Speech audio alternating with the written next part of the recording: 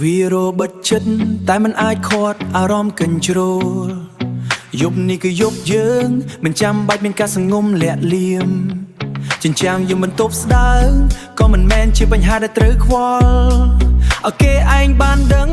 ថាយើងកំពុងតែបង្កាត់ភ្លើងស្នេហ៍ចង្វាក់បេះដូងលោតតាមចង្វាក់ដែលបងកំពុងវិលុកឲ្យអូនភ្លេចអស់ទុក្ខរលាយក្នុងភាពស្រួលឥតព្រំដែនគុំខំបបោមនអូនមិនបាច់ព្យាយាមទប់សំឡេងបណ្ដោយតាមអារម្មណ៍ឲ្យហោះហើរលេងវង្វេងអនុញ្ញាតឲ្យពិភពលោកខាងក្រៅច្នៃនឹងក្តីស្នេហ៍យើងបងចង់ធ្វើឲ្យអូនស្រែកឈ្មោះបងឮច្បាស់ឆ្លងកាត់ជញ្ជាំងបន្ទប់រហូតដល់អ្នកចិត្តខាងទាំងឡាយបានដឹងថាអូនមានប្រពន្ធសង្ហាប៉ុណ្ណាសង្ហាបែបនេះអាចធ្វើអូនរលាយគ្រប់ដង្ហើ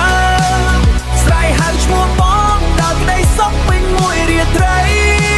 កុំខ្មាស់ស្គីនៃងាយស្ងួនបញ្ចេញវាឲ្យអស់មកក្រៅរកការប៉ះពាល់របស់បងធ្វើឲ្យបេះដូងអូនលោតញក់ញ័រសំឡេងនឹងហើមញាប់ខ្លាចជាបទភ្លេងដ៏ពីរោះអស្ចារ្យអ្នកចិត្តខាងច្បាស់ជាភ្ញាក់តែគេច្បាស់ជាលួចស្ងើចសរសើរថាសំណាងអូនហើយដែលមានម្ចាស់កាយាពូកែថ្នាក់ថ្នមមើលថែគ្រប់តំបន់មិនឲ្យចន្លោះ1មីលីម៉ែត្រឡើយគុំខាងបបោមកអូនមិនបាច់ព្យាយាមទប់សំឡេងបណ្ដោយតាមអារម្មណ៍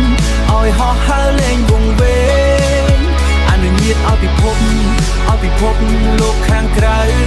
ច្នៃនឹងក្តីស្នេហ៍យើងស្រែកឈ្មោះបងមកឲ្យអ្នកចិត្តខាងបានឮ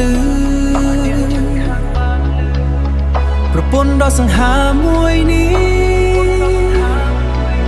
ជារបស់អូនតែម្នាក់គត់ស្រែកហៅឈ្មោះបងរហូតដល់ព្រឹក